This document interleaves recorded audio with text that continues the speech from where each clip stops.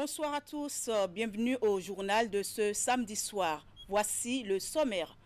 Première session ordinaire du bureau politique du bloc républicain au titre de l'année 2025. Plusieurs points sont inscrits à l'ordre du jour, à savoir le plan de travail annuel 2025 du parti. L'ouverture des travaux qui se déroulent au Palais des Congrès de Cotonou a été marquée par le discours du président du parti, Abdoulaye Biotchane. Vous le suivrez dans un instant au micro de Virgile à Rodéon. Une causerie débat sur la menace terroriste organisée hier par l'Institut Média Développement et Café Média en partenariat avec l'état-major des forces armées béninoises. Objectif, réfléchir sur les pistes devant favoriser une bonne collaboration entre les forces de sécurité et de défense et les acteurs des médias sur la question. À suivre dans quelques minutes le point des discussions. Et puis lancement de la 4e édition du tournoi interbancaire dénommé la Festra Foot qui a pris son envol ce samedi au centre sportif Elite Sport à Godomé dans la commune d'Abomey-Calavi. En match d'ouverture, l'équipe de la Banque Atlantique était face à celle de la Société Générale du Bénin. Retour sur le démarrage du tournoi en fin de journal. À nouveau, bonsoir et merci de nous rejoindre sur Canal 3 Bénin. Je l'annonçais en début de journal, le bureau politique du bloc républicain a tenu ce samedi sa session ordinaire, la première au titre de l'année 2025. L'ouverture des travaux a été marquée par le discours du président du parti, Abdoulaye Biotchane, qui a présenté les points inscrits à l'ordre du jour, notamment le plan de travail annuel 2025 du parti.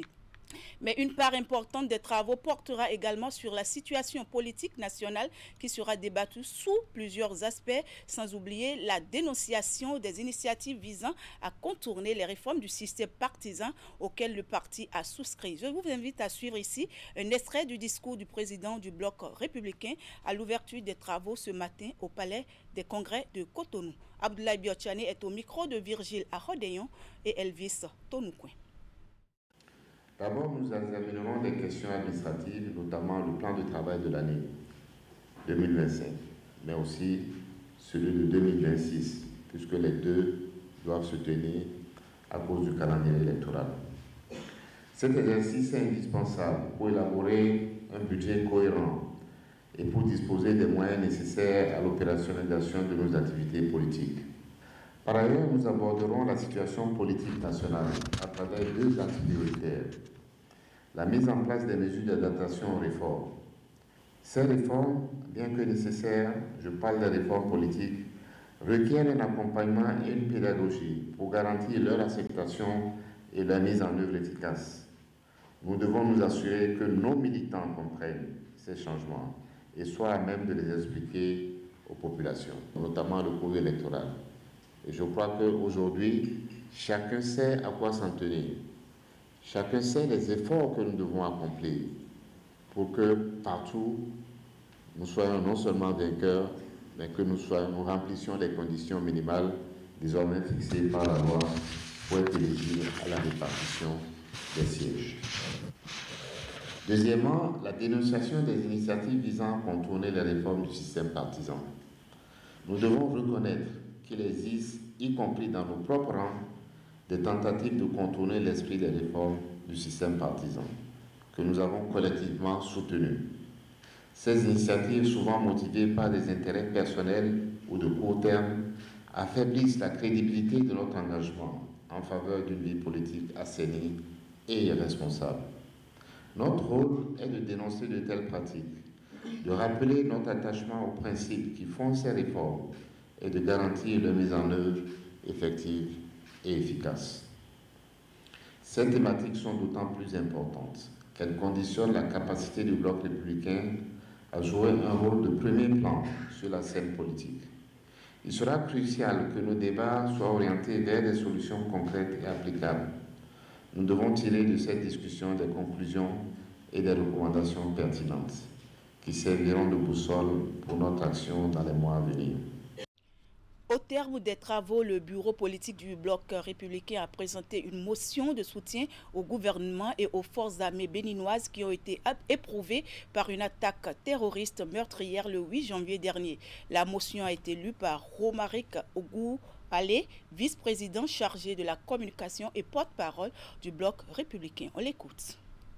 Considérant la dégradation remarquable de la situation sécuritaire au niveau de la sous-région ouest africaine, considérant la récurrence des attaques terroristes notées le long de la frontière avec le Burkina Faso et le Niger, vu l'engagement majeur du président de la République en vue d'éradiquer le terrorisme sur toute l'étendue du territoire national, vu le sacrifice suprême consenti par les forces armées béninoises dont nous saluons la bravoure, le bureau politique du bloc républicain condamne avec force les attaques terroristes ayant souvent endeuillé notre pays et les familles des braves soldats tombés les armes à la main sur les champs de bataille. Réitère son soutien indéfectible au chef de l'État et à son gouvernement, ainsi que son ferme engagement à poursuivre à leur côté la lutte implacable et sans merci qu'ils livrent au quotidien contre les ennemis de notre pays. Félicite les forces armées béninoises pour leur bravoure et leur détermination jamais prise à défaut dans la lutte pour la sauvegarde de notre patrie. Lance un appel patriotique national à toutes les forces vives de la nation pour un soutien sans faille à nos forces de défense et de sécurité engagées sur les fronts de bataille. À toutes les populations riveraines des parties de notre pays régulièrement attaquées, à collaborer sans faille avec les forces armées pour une lutte efficace contre le terrorisme. De son côté, l'Institut Média Développement et Café Média, en collaboration avec l'état-major des forces armées béninoises, a organisé hier, vendredi, une causerie débat. Il est question d'explorer les pistes devant favoriser une bonne collaboration entre les forces de défense et de sécurité et les acteurs des médias sur des sujets relatifs à la menace terroriste. Occasion saisie pour apporter quelques clarifications sur les écrits de certains médias au lendemain de l'attaque meurtrière du 8 janvier à Karimaman. Le point des discussions dans ce reportage signé Idrissou Boukari et Elvis Tonoukouen. C'est la guerre et la guerre des effets collatéraux. Le rôle et la responsabilité des médias dans le contexte de menaces terroristes au Bénin est au cœur de cette causerie débat. Les panélistes sont des hommes bien connus du monde médiatique avec une expérience avérée. Le porte-parole de l'état-major des forces armées béninoises va planter le décor avec une présentation de la réponse cinétique à la menace terroriste et les différents dispositifs mis en place par l'armée béninoise depuis la première attaque subie par le Bénin en mai 2019 au parc national de la Pendjari. Vous avez une force, celle de pouvoir déconstruire la propagande terroriste. Le terroriste, qu'est-ce qu'il fait? Il pose un éclat et il utilise les médias sociaux et si les professionnels de la presse ne sont pas professionnels, ils envoient les médias sociaux pour pouvoir insuffler la terreur justement que le terroriste veut au niveau de la population. Vous êtes un bras que nous devons avoir pour pouvoir déconstruire cette propagande. Il y a celui qu'on appelle Malik Boumina. L'initiative est de l'Institut Média Développement et Café Média en collaboration avec l'état-major des forces armées béninoises. Les médias ont le devoir d'accompagner les efforts du gouvernement et les forces de défense et de sécurité, diront les communicateurs. Au professionnalisme, il faut y ajouter désormais le patriotisme. Nous devons faire une presse patriote. sur cette question. Ça ne veut pas dire qu'il faut se refuser de dire ce qui est, mais il faut se garder de mentir et d'alarmer. Si Cotonou et Porto Novo existent, c'est parce que les gens empêchent à Porga, à Karimama, à Medekali et autres, à ces terroristes d'avancer. Donc, chers confrères, nous avons une énorme responsabilité. Parce que lutter contre le terrorisme, la grande partie, c'est dans la prévention. Et la prévention, c'est notre rôle. Autrefois appelée la Grande Muette, l'armée béninoise se modernise et s'adapte aux réalités du moment. Sans pour autant devenir trop bavarde, elle reste ouverte aux préoccupations des hommes des médias sur des questions sécuritaires. Ce rendez-vous, le premier d'une série en vue, vise à renforcer la collaboration entre médias et forces de défense et de sécurité pour mieux combattre le terrorisme au Bénin. Vœux du Nouvel An, on en parle encore. La présidente de l'Institut national de la femme a présenté hier ses vœux au personnel de l'INF. C'est à la faveur d'une cérémonie sobre qui s'est déroulée dans la salle de réunion de l'Institut. Huguette Bokwe-Nyakaja a saisi l'occasion pour inviter ses collaborateurs à ne pas perdre de vue la mission essentielle de l'INF. Voici le compte-rendu de Virgile Arodé.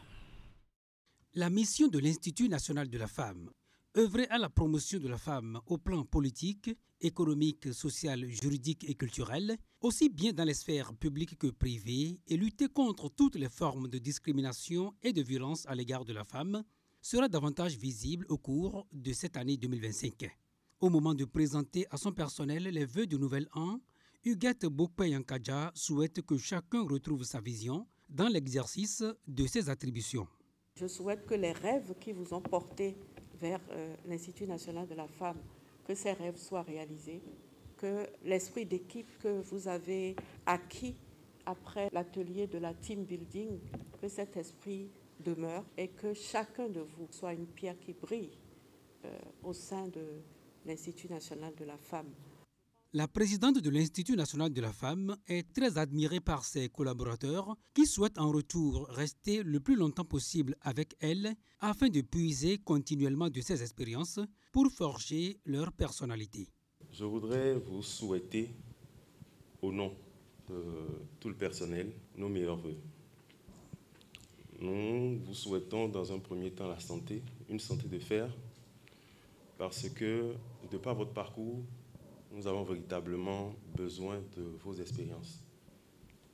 Merci de rester à nos côtés de façon continuelle. Sur ces cartes, des citations que Huguette Bokwe-Nyakaja laisse à ses collaborateurs en souvenir de ce jour. Tout autre registre, le maire de Cotonou a reçu dans l'après-midi du vendredi l'ambassadrice de France au Bénin. Présente en terre béninoise et précisément à Cotonou depuis quelques mois, elle a jugé opportun de rendre une visite de courtoisie au chef de terre.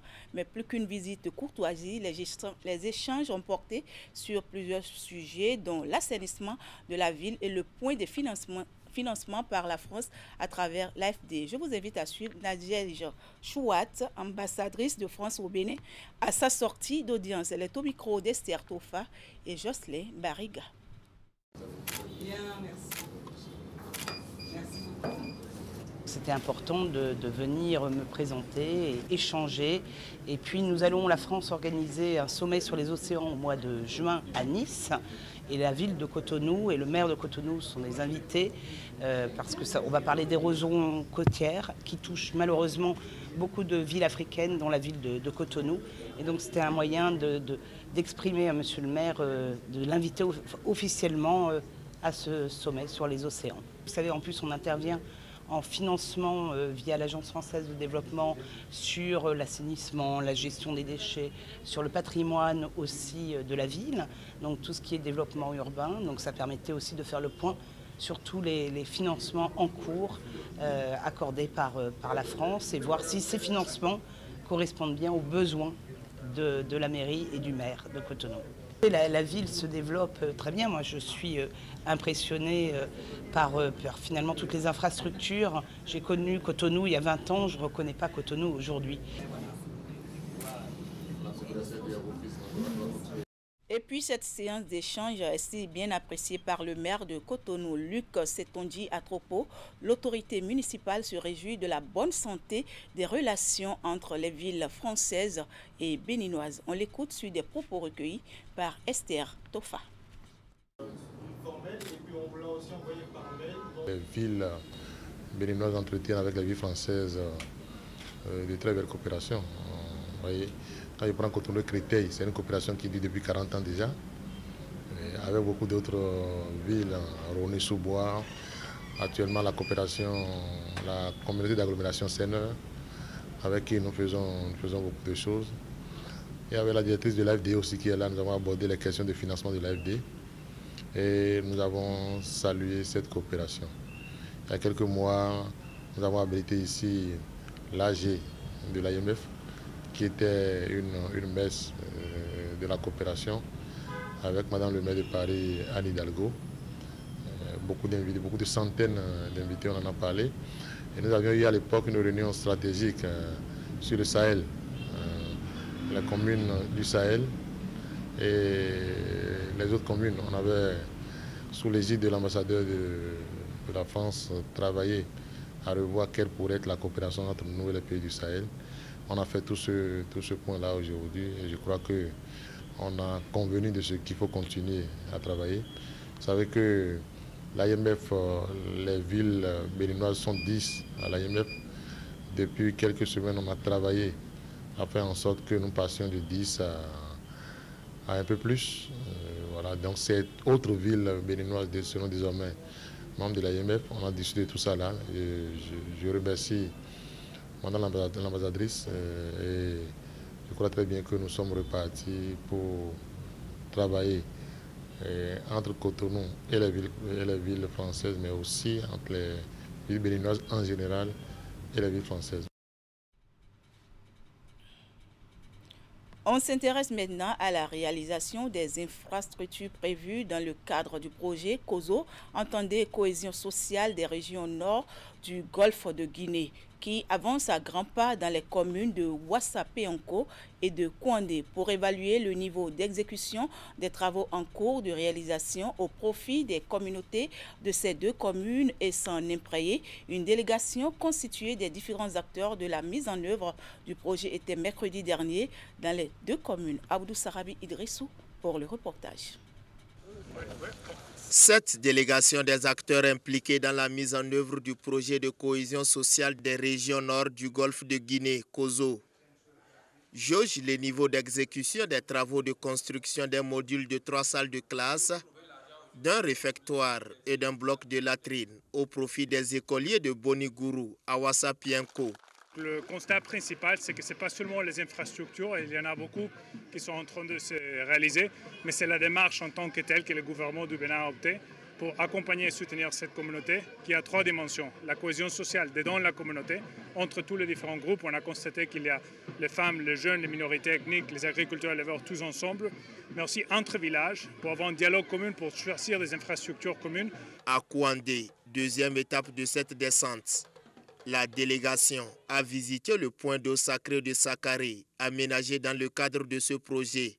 Un projet qui milite en faveur du vivre ensemble entre les différentes communautés. Tel que vous êtes assis là, il n'y a pas de communauté ici. Vous êtes tous ensemble, vous êtes un. C'est ce que le chef de l'État veut pour notre pays. Que partout où on est, qu'on ne sente pas qui a quitté, comment on appelle, Bukumbe pour venir ici, qui a quitté Kalalé, qui a quitté Djidja, qui est Peul, qui est Bariba, Gourmandier, on s'en fout. Quand on vient ici, c'est le site, c'est votre lieu de rassemblement, c'est votre lieu de vivre ensemble. D'accord? Si vous tenez comme ça, on ne sera jamais fatigué. Parce que ce qu'on est en train de vous dire là, en même temps, on rendra compte également au chef de l'État. Les échanges ont été interactifs et participatifs.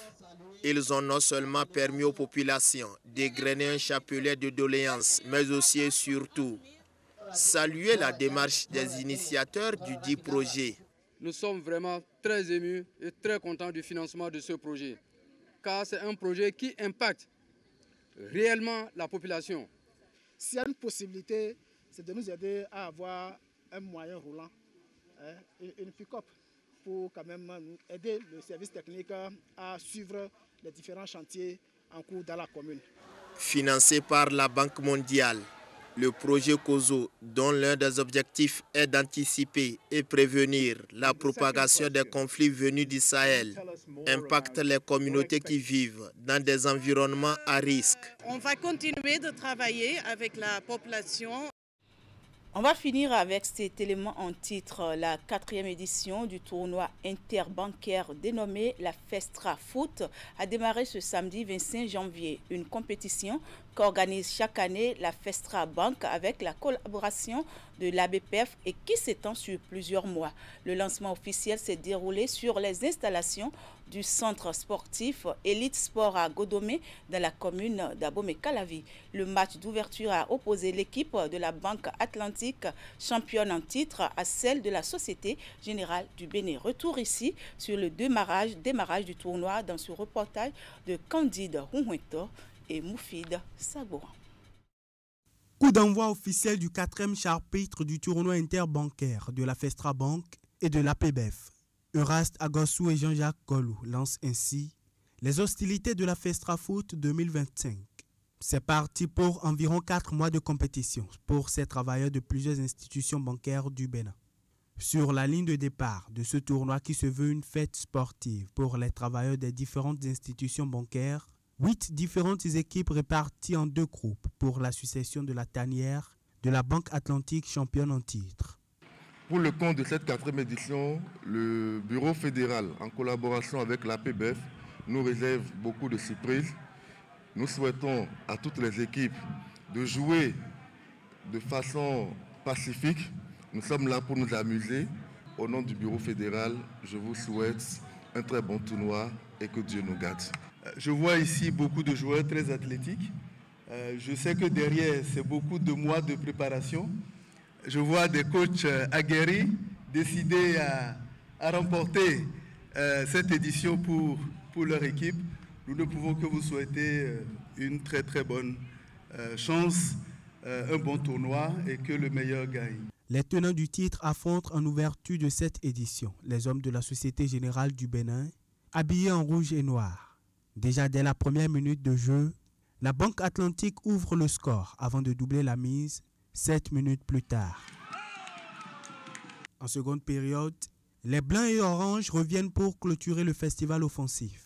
Au thème d'une rencontre assez prolifique, les champions en titre tiennent leur rang d'entrée en compétition en s'imposant par un score de 4-0. On avait à cœur de reprendre avec une très belle victoire. Et on s'est entraîné durement pendant plusieurs mois. Aujourd'hui, on rentre très bien dans la compétition. On est tombé sur quelqu'un qui est un peu plus fort que nous. On ne va pas dire qu'ils ont totalement dominé le match, mais bon, après, c'est la règle du jeu. On l'accepte sportivement et on va revenir plus fort. La seconde affiche de la première journée de compétition a opposé l'équipe de la Caisse autonome de gestion des dettes à celle de Banque Bank. La Festra Foot 2025 démarre ainsi avec l'ambition tout de suite affichée du tenant du titre d'enchaîner avec un nouveau Graal. Mais pour y parvenir, il faudra faire face à la concurrence des autres équipes engagées. Voilà, que le meilleur gagne. Mesdames, Messieurs, ce sera tout pour cette édition. Merci pour votre fidélité. Merci également à toute l'équipe de préparation, de réalisation et de diffusion. Excellent week-end à toutes et à tous et bonne suite de programme sur Canal 3 Bénin. À demain.